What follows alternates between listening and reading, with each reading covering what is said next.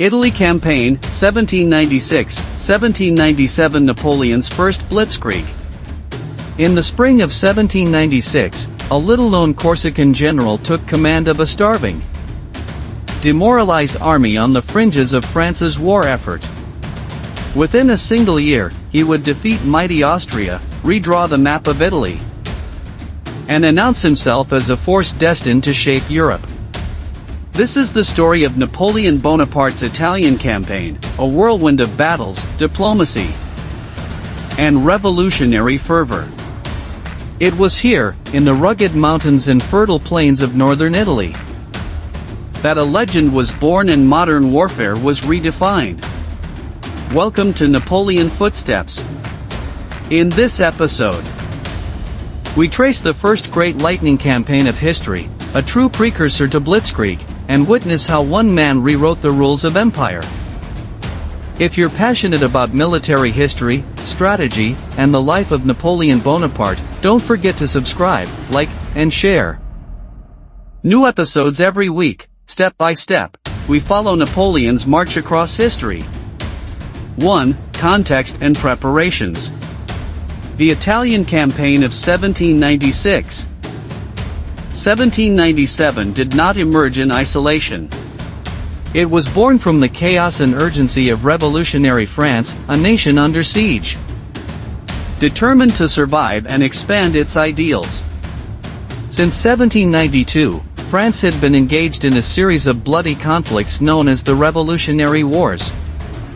The execution of Louis XVI and the declaration of the French Republic had sent shockwaves through Europe, provoking a hostile response from monarchies determined to crush the revolution and restore the old order. This resistance coalesced into the First Coalition, a formidable alliance composed of Austria, Prussia, Britain, Spain, the Kingdom of Sardinia, and others.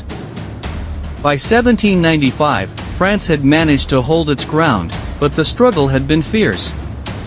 On the northern and eastern fronts, French armies clashed with Austrians and Prussians in the Rhineland and the Low Countries.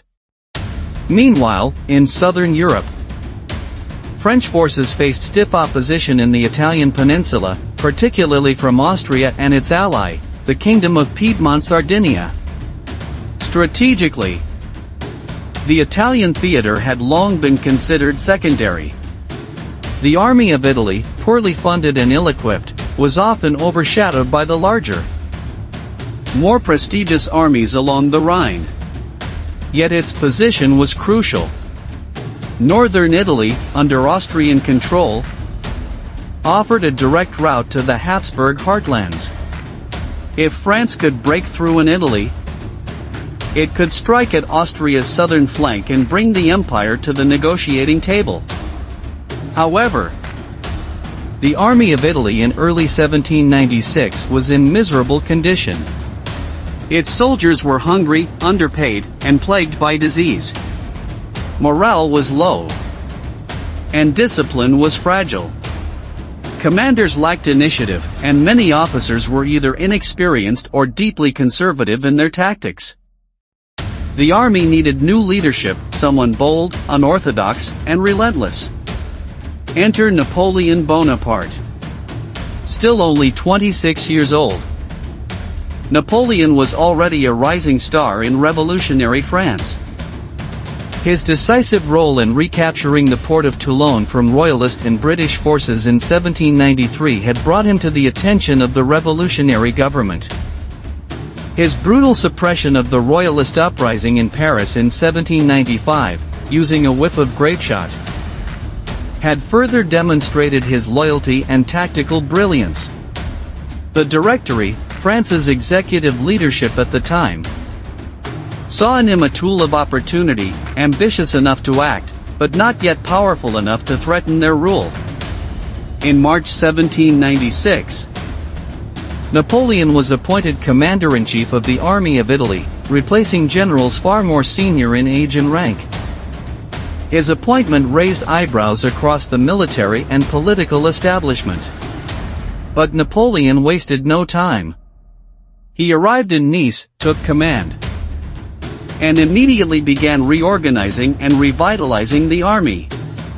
He promised his troops glory, plunder, and victory. "You are ill-fed and almost naked," he told them. "The government owes you much, it can give you nothing. I will lead you into the most fertile plains in the world." What followed would not only redeem the battered army of Italy but would also launch one of history's most brilliant military careers. 2. The Montenotte Campaign, April 1796. Napoleon Bonaparte's Italian campaign began not with a cautious probe, but with a masterstroke of operational brilliance.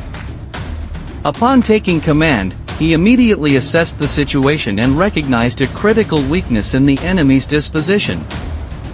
The Austrian and Piedmontese forces were poorly coordinated, separated by difficult terrain and divergent command structures.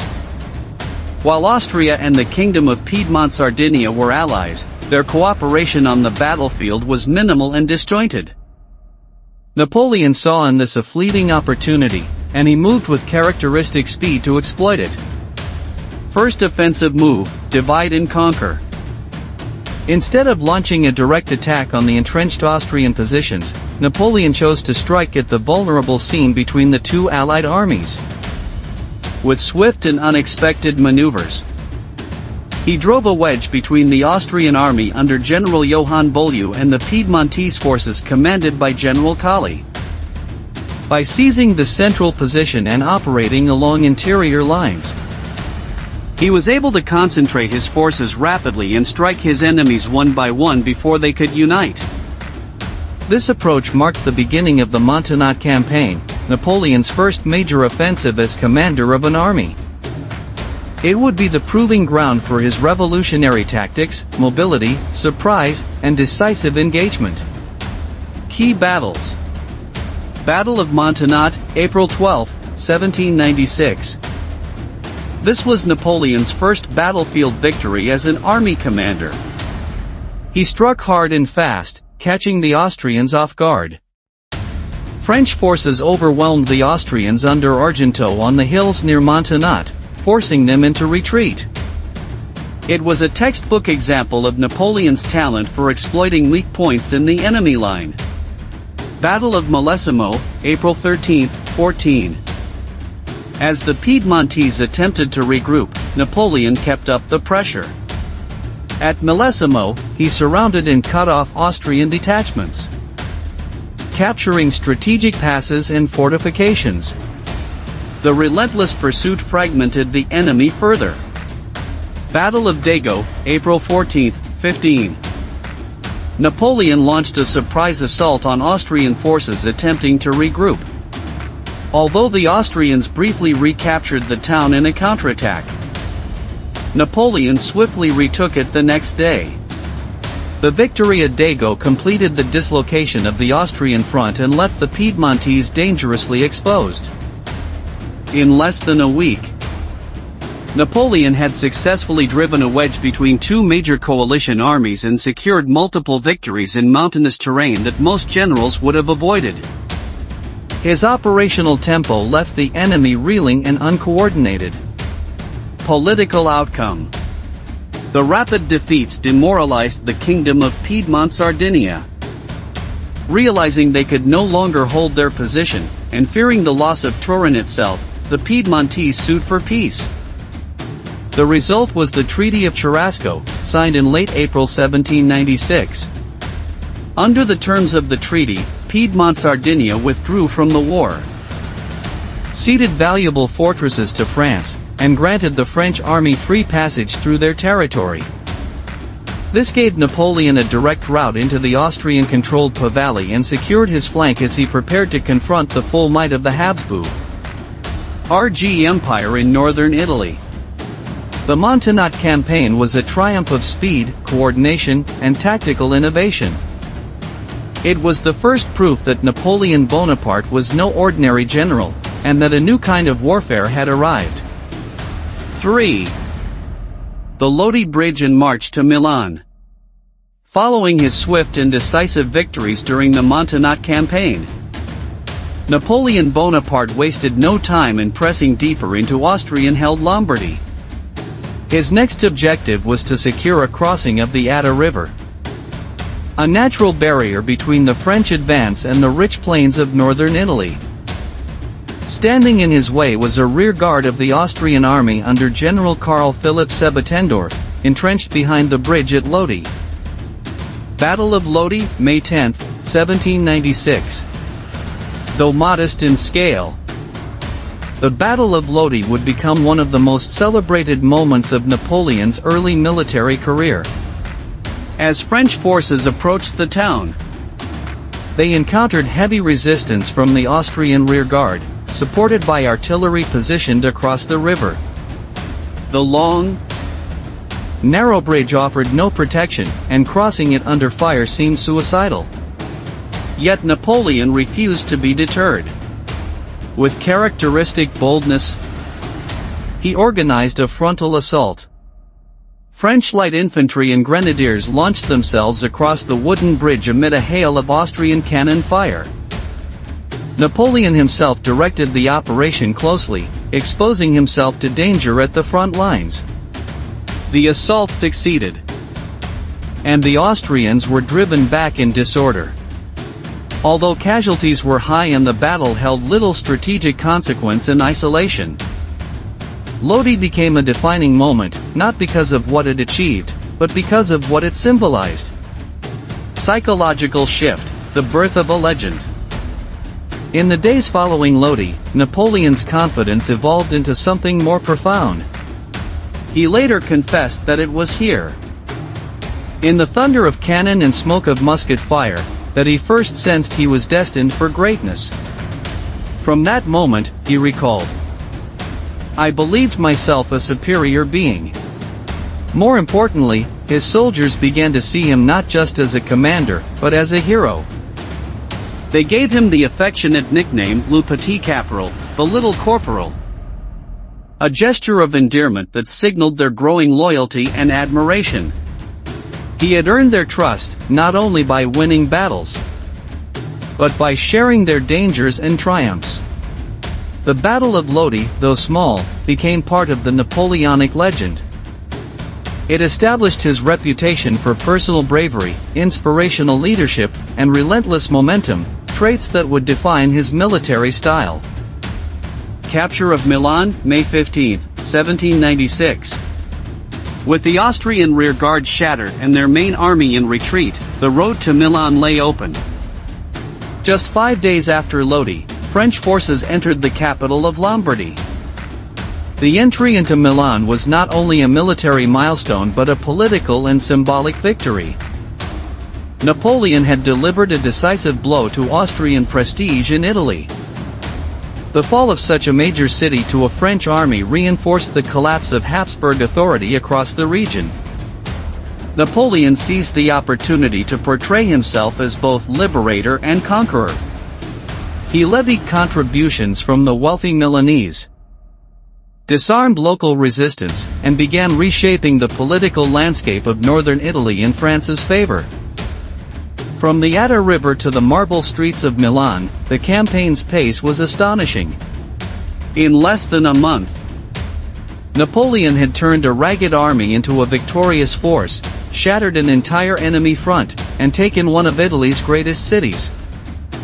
His legend was growing, and Europe was beginning to take notice. 4. Siege of Mantua and battles for the Po Valley. With Milan secured and Piedmont neutralized, Napoleon turned his attention to the final and most formidable Austrian bastion in northern Italy, the fortress city of Mantua. Strategically located on the Mincio River, Mantua was heavily fortified and garrisoned by thousands of Austrian troops. Its possession was critical. So long as Mantua held, Austria retained a foothold in Italy and a base from which to launch counteroffensives. Recognizing this, Napoleon initiated a siege in July 1796, encircling the city and preparing to starve it into submission. Yet the Habsburg monarchy, unwilling to relinquish its prized Italian territories, launched a series of determined attempts to relieve the fortress. For Austrian relief attempts, July 1796, January 1797. Between the summer of 1796 and early 1797, Austria sent 4 major armies to lift the siege of Mantua. Each was defeated, not through superior numbers or brute force, but by Napoleon's strategic genius. He consistently leveraged interior lines, striking swiftly at isolated columns before they could unite. In doing so, he defeated larger forces with fewer men. Battle of Castiglione, August 5, 1796. Facing the First Relief Army under General Wurmser, Napoleon conducted a series of rapid maneuvers, concentrating his forces and striking decisively. At Castiglione, he routed the Austrians and forced them to retreat eastward, reasserting the French hold on Lombardy. Battle of Bassano, September 8, 1796. When Wurmser attempted a second relief through the Brenta Valley, Napoleon intercepted and defeated him at Bassano. The shattered Austrian force fled to Mantua, only to be trapped within the besieged city, swelling its starving garrison. Battle of Arcole, November 15. 1796. The third relief effort under General Alvinci threatened to outflank the French. In response, Napoleon launched a daring 3-day engagement near Arcole. Fighting across marshy terrain and narrow bridges, he personally led assaults under fire, turning near disaster into triumph. The victory broke the momentum of the Austrian offensive and stabilized the French position once more. Battle of Rivoli, January 14, 1797. In Austria's final attempt to save Mantua, Alvinci launched a coordinated multi-pronged attack through the mountainous terrain of northern Italy. Napoleon, anticipating the move, rushed to Rivoli, where he masterfully deployed a smaller force in a strong defensive position. The battle ended in a crushing Austrian defeat, with thousands taken prisoner. Fall of Mantua, February 1797. Following the defeat at Rivoli, Austrian hopes of retaining their Italian possessions evaporated. With no possibility of relief, the garrison in Mantua, suffering from disease, hunger, and low morale, was forced to capitulate. On February 2, 1797, over 18,000 Austrian troops surrendered. The fall of Mantua was more than a military victory. It was the culmination of a grueling 6-month campaign of maneuver, attrition, and relentless offensive action. Austria's grip on northern Italy was finally broken. Napoleon had not only neutralized one of Europe's great powers in the region but also proven that tactical brilliance and strategic agility could triumph over numerical superiority. By early 1797, the map of Italy had been redrawn, and the myth of Napoleon Bonaparte had become an undeniable reality. 5. Crossing into Austria and the Treaty of Campo Formio. With Mantua fallen and the Austrian presence in northern Italy effectively dismantled, Napoleon Bonaparte set his sights on the Austrian heartland itself. In the spring of 1797, he launched an audacious march across the Alps and into the Tyrol, pushing the war beyond the traditional Italian theater and threatening Vienna directly. This bold advance not only stunned the Habsburg court but also compelled Austria to reconsider its position in the war. Invasion of Austrian territories. Despite having an exhausted and undersupplied army, Napoleon pressed forward with characteristic speed. He maneuvered through the Julian Alps and Tyrolean passes, overwhelming the remaining Austrian resistance in a series of lightning engagements. The French army, battle-hardened and emboldened by repeated victories, continued to advance through Carinthia and Styria, inching ever closer to the Austrian capital. By the time French forces reached Leoben, only 75 miles from Vienna, panic gripped the Habsburg monarchy. Austria, drained of men and resources, and with its Italian ambitions shattered, had little choice but to enter negotiations. On April 18, 1797. Preliminary peace terms were signed at Leoben, marking the effective end of hostilities on the Italian front. Diplomatic victory, Treaty of Campo Formio. The final terms were ratified several months later in the Treaty of Campo Formio, signed on October 17, 1797. Negotiated directly by Napoleon without significant oversight from the French Directory. The treaty was as much a personal triumph for the young general as it was a national one for France. Key provisions of the treaty included: the end of the War of the First Coalition. Austria formally withdrew from the conflict, leaving Britain isolated as the only major power still at war with revolutionary France. Territorial gains for France. Belgium and the Austrian Netherlands were ceded to France. France secured the left bank of the Rhine, a long-sought strategic objective. In Italy, Austria recognized French dominance, particularly through the creation of client republics like the Cisalpine Republic. Compensation for Austria. In exchange for its Italian losses, Austria was granted control over Venetian territories, including Dalmatia and Istria. Following the dissolution of the centuries-old Venetian Republic, which Napoleon had opportunistically conquered earlier that year, the Treaty of Campo Formio marked a watershed moment in European diplomacy. It not only redrew the map of the continent but also revealed the emergence of Napoleon as a political force, capable of shaping treaties, dismantling ancient states, and redefining power dynamics. In less than 2 years, Napoleon had transformed a neglected, demoralized army into a conquering force, shattered Austria's Italian ambitions, and reshaped the geopolitical landscape of Europe. His Italian campaign ended not just in military triumph, but in diplomatic ascendancy, foreshadowing the even greater ambitions that lay ahead. 6. Political and military legacy. The Italian campaign of 1796-1797 was far more than a string of military victories. It was a transformative moment in European history.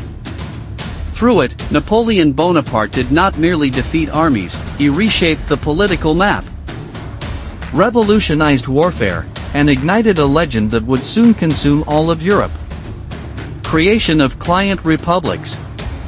In the wake of his victories, Napoleon began to export the ideals of the French Revolution across northern Italy. Rather than return conquered territories to monarchical rule, he dismantled the old feudal structures and established a network of French-aligned republics. The Cisalpine Republic, centered in Milan, was formed from the territories of Lombardy and parts of Emilia-Romagna.